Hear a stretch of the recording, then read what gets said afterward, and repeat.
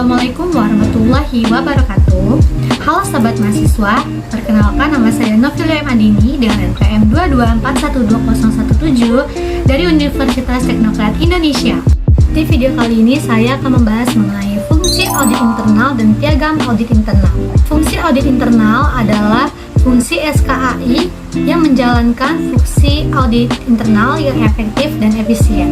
Dalam menjalankan fungsi audit internal, terdapat beberapa pihak yang harus didefinisikan dengan jelas tugas masing-masing level dalam SKAI. Pihak-pihak yang dapat didefinisikan dalam struktur organisasi SKAI adalah Kepala SKAI, Manajer Audit Internal, dan Staf Auditor. Struktur organisasi agar berjalan dengan efektif, maka SKAI dapat mendesain struktur organisasi sesuai dengan kebutuhan organisasi. SKAI merupakan satuan kerja audit internal, yaitu satuan pengawasan yang mempunyai tugas memeriksa semua bagian atau divisi dalam perusahaan terkait kesesuaian dengan standar yang telah ditetapkan atau tidak, serta mencari penyelesaian masalah yang terjadi dalam perusahaan. Dalam model piagam aktivitas audit internal yang diterbitkan oleh IIA disebutkan bahwa lingkup audit internal tidak terbatas hanya pada pemeriksaan kecukupan, efektivitas tata kelola organisasi, manajemen risiko, dan pengendalian internal dalam rangka melaksanakan tanggung jawab yang ditugaskan untuk mencapai tujuan dan sasaran yang dinyatakan organisasi, tetapi lebih rinci, terdiri atas mengevaluasi risk exposure yang berkaitan dengan pencapaian tujuan organisasi yang strategis, mengevaluasi keandalan dan integritas informasi dan cara yang digunakan untuk mengidentifikasi, mengukur, mengklasifikasi, dan melaporkan informasi tersebut. Kemudian mengevaluasi penyediaan sistem untuk memastikan kepatuhan dengan kebijakan-kebijakan, rencana, prosedur, hukum, dan peraturan yang dapat memiliki dampak yang signifikan pada organisasi. Kemudian mengevaluasi sarana aset, pengamanan, dan jika perlu memverifikasi keberadaan aset tersebut. Selanjutnya mengevaluasi efektivitas dan efisiensi sumber daya yang digunakan. Selanjutnya memantau dan mengevaluasi proses tata kelola, memantau dan mengevaluasi efektivitas manajemen risiko organisasi proses, mengevaluasi kualitas kinerja eksternal dan tingkat koordinasi dengan audit internal, kemudian membuat laporan berkala pada aktivitas audit internal tentang tujuan, wewenang, tanggung jawab, dan kinerja relatif terhadap rencananya. Pembahasan selanjutnya saya akan menjelaskan mengenai pekerjaan dan gambaran pekerjaan pada SKHI. Yang pertama ada Kepala SKHI. Jadi Kepala SKHI adalah seseorang yang ditunjuk untuk mengelola fungsi audit internal dengan kemampuan dan kualifikasi tertentu. Kemampuan yang harus dimiliki oleh kepala kantor yaitu yang pertama, memiliki kemampuan manajerial yang baik sehingga mampu membangun fungsi audit internal yang efektif, mudah dipahami dan diterima oleh staf auditor dan penerima jasa audit internal. Yang kedua, Kepala SKAI juga harus memiliki kemampuan berkomunikasi, terutama untuk berkomunikasi dengan komite audit dan semua pejabat pada tiap level manajemen organisasi. Yang ketiga, Kepala SKAI harus menyediakan layanan asuransi dan memberikan layanan konsultasi bagi organisasi dengan jelas. Yang keempat, Kepala SKAI harus memiliki pengetahuan yang baik pada semua aspek, baik operasional maupun non-operasional. Misalnya tata kelola organisasi, akuntansi ke teknologi, dan masalah regulasi. Yang kelima, Kepala SKAI harus memahami standar-standar IIA yang terbaru sehingga dapat menerapkannya pada seluruh aspek aktivitas audit internal. Keenam, harus memahami proses penilaian risiko karena mereka dituntut untuk mengerti operasi perusahaan dan juga harus mampu memikirkan operasi dalam proses inti. Yang kedua ada manajer audit internal. Jadi fungsi audit internal yang memiliki cakupan strategis yang luas menyebabkan SKAI memerlukan peran sebagai supervisor atau manajer. Hal ini biasanya tergantung pada ukuran organisasi secara keseluruhan. Dengan memiliki manajer, fungsi audit internal diharapkan menjadi lebih efektif, terutama dalam tahapan perencanaan, pemantauan, dan pengawasan staf auditor pada saat penugasan di lapangan. Terdapat beberapa tugas manajer di SKAI. Yang pertama, bersama Kepala SKAI menyusun rencana kerja tahunan.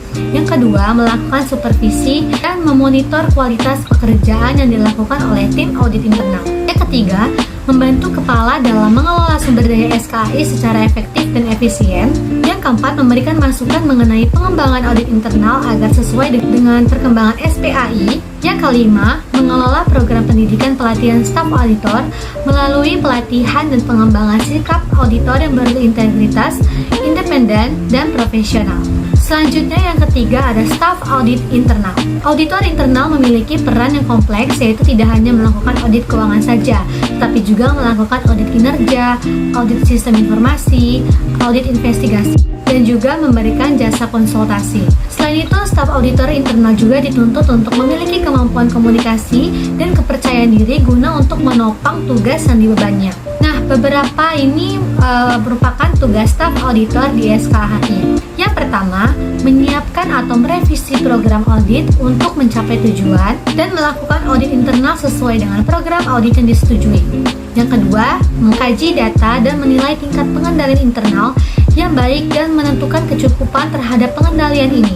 Ketiga, melakukan tugas audit internal yang berhubungan dengan pekerjaan lainnya yang diberikan. Yang keempat, melakukan kajian dan pengujian untuk memastikan kepatuhan terhadap prosedur dan persyaratan peraturan, serta membuat rekomendasi untuk memperbaiki prosedur yang sudah ada. Yang kelima, memberikan keterangan dan melaporkan kemungkinan adanya kelemahan pengendalian internal dan pelanggaran ketidakpatuhan pada kebijakan dan prosedur. Yang keenam, menghadiri pertemuan untuk meningkatkan keahlian sebagai auditor dan profesional. Pembahasan selanjutnya yaitu mengenai piagam audit internal. Piagam audit internal adalah dokumen formal yang disetujui oleh komite audit untuk menggambarkan misi, independensi, objektivitas, ruang lingkup, tanggung jawab, wewenang, akuntabilitas, dan standar fungsi audit internal organisasi.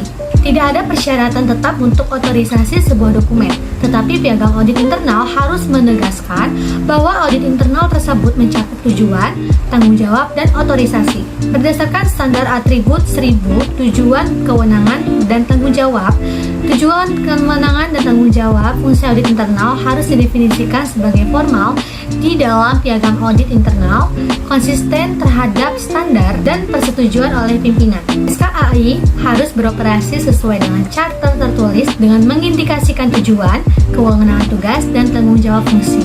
Charter SKAI harus diotorisasi secara formal oleh komite audit dan dewan direksi, diperbaharui secara periodik, dan didistribusikan kepada seluruh manajemen organisasi.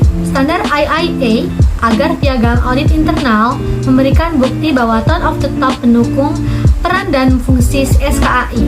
Oleh karena itu, dalam piagam audit internal berisi penjelasan posisi departemen di dalam organisasi, pemberian akses terhadap catatan koma lokasi dan personel, penjelasan cakupan aktivitas internal. Sesuai dengan standar 2040 tentang kebijakan dan prosedur, Kepala SKAI harus menetapkan kebijakan dan manual audit untuk memandu aktivitas audit internal. Dalam interpretasi, pada standar tersebut disebutkan bahwa Kepala Audit Internal membentuk dan mengisi kebijakan dan prosedur yang tergantung pada ukuran dan struktur aktivitas audit internal dan kompleksitas pekerjaannya. Isi manual audit internal setidaknya mengandung unsur-unsur piagam audit internal, kode etik, kebijakan, dan prosedur, serta standar profesi auditor internal. Setiap fungsi audit internal harus mengembangkan seperangkat kebijakan dan prosedur yang mengatur fungsinya sebagai pedoman untuk staf audit secara keseluruhan dengan berbagai latar belakang untuk para pengguna jasa audit. Prosedur resmi harus memastikan bahwa manajemen dan komite audit menerima temuan audit yang efektif, kemudian mengkomunikasikan hasil audit tersebut. Laporan audit harus lengkap dan tersedia untuk ditinjau oleh komite audit. Nah, itu dia pembahasan mengenai fungsi audit internal dan piagam audit internal. Sekian dari video kali ini. Bila saya ada salah kata, saya mohon maaf. Wabillahi taufiq wal hidayah. Wassalamualaikum warahmatullahi wabarakatuh. See you in the next video.